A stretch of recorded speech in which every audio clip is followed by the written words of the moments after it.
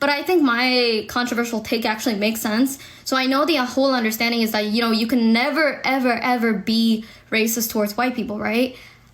What I say is that it depends on the context of where you live.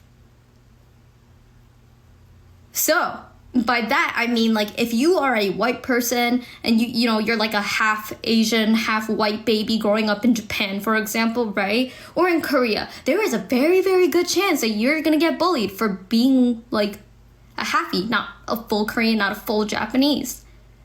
They see you as other.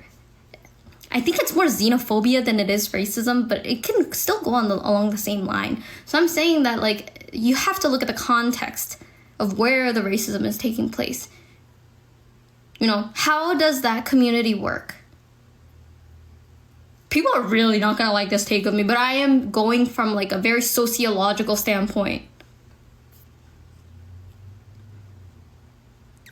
Tell your grandma I said thank you.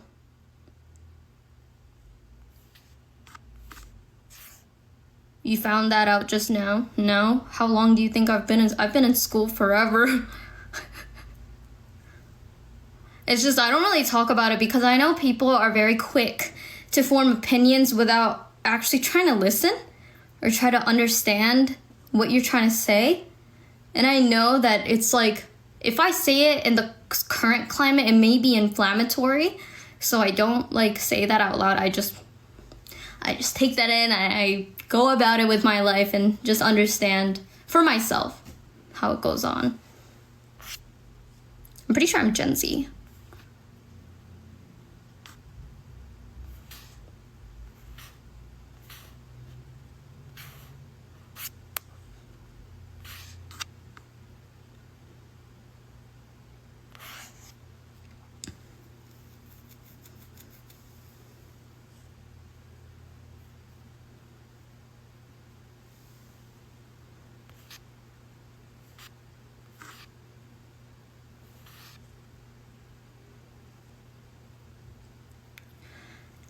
Sans Momo, this is like the argument that a lot of conservatives have in reference to racism.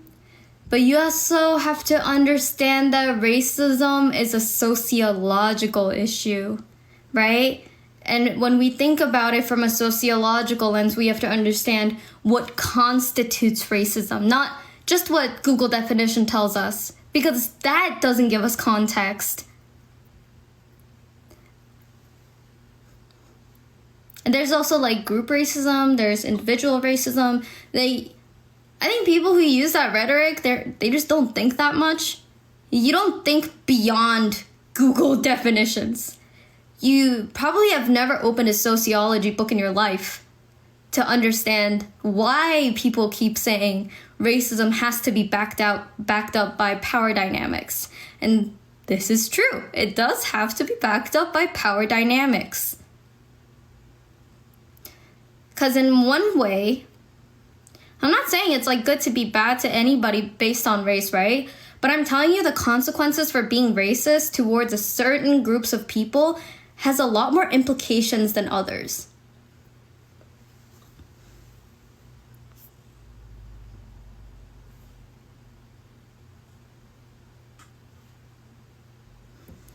I'm saying it's a conservative rhetoric saying that racism is just racism no matter who it's targeted towards, which is why I'm telling you, you probably have never opened a sociology book in your life. Because your entire take is based on a Google definition. You've probably never ever studied racism at its core.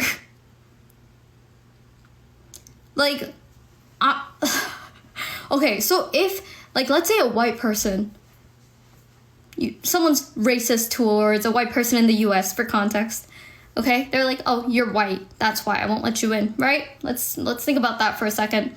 And then let's think about the racism that actually impacts people on a livelihood level. In that, let's say, for example, a black person is trying to, put a down payment for a house so they can buy a house.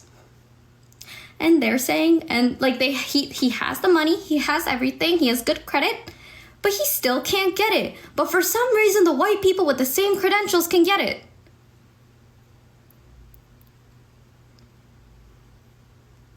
Or the white woman who is going into a job interview and she has her hair in braids and they say that that's not professional, even though that's a protective hairstyle. I'm saying that the implications are different. If you want to ignore what I'm saying, then ignore it. Just open a sociology book instead of regurgitating shit out of your ass.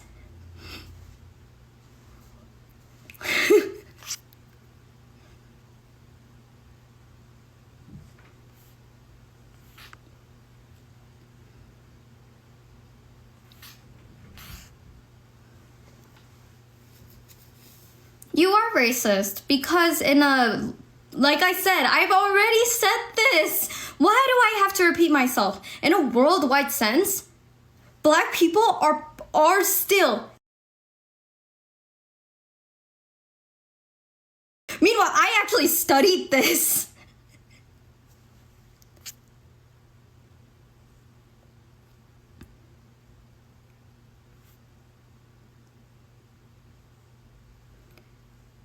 My dad is black and I have no trouble getting loans. Yeah, okay. That's your family. I'm not saying that, like, every single black family will experience, every single Asian person will experience, every single Native American will see this. But we do have to understand that when we look at the statistics, that minorities are more disadvantaged than white people. That's just what it is. I'm not talking about your individual anecdote. I'm talking about the group anecdote.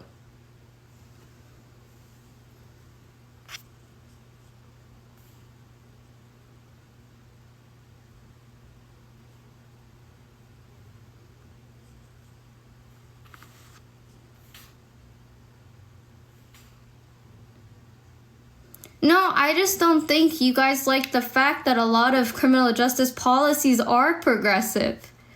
The ones that will work, the ones that are evidence-based, backed up by a lot of studies. Conservatives just don't like that.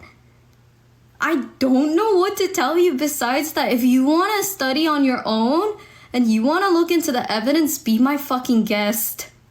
It's still on my side.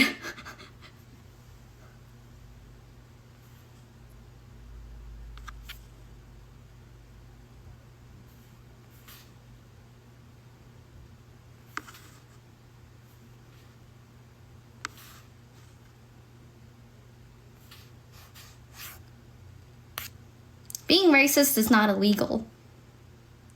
Hate crimes are illegal. If your racism has, actual consequences, that is illegal. But then you are also subject to regular consequences carried out by society and not the government. So if you lose your job because you're racist, that is a consequence.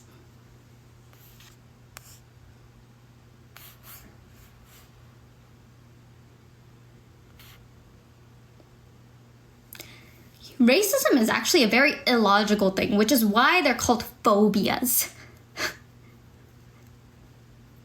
They're very, very illogical things that comes from nothing. Literally nothing.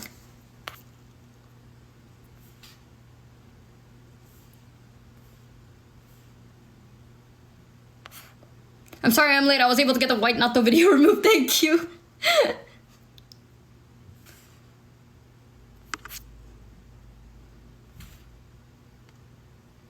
Institutional racism within the justice system. I am familiar with that.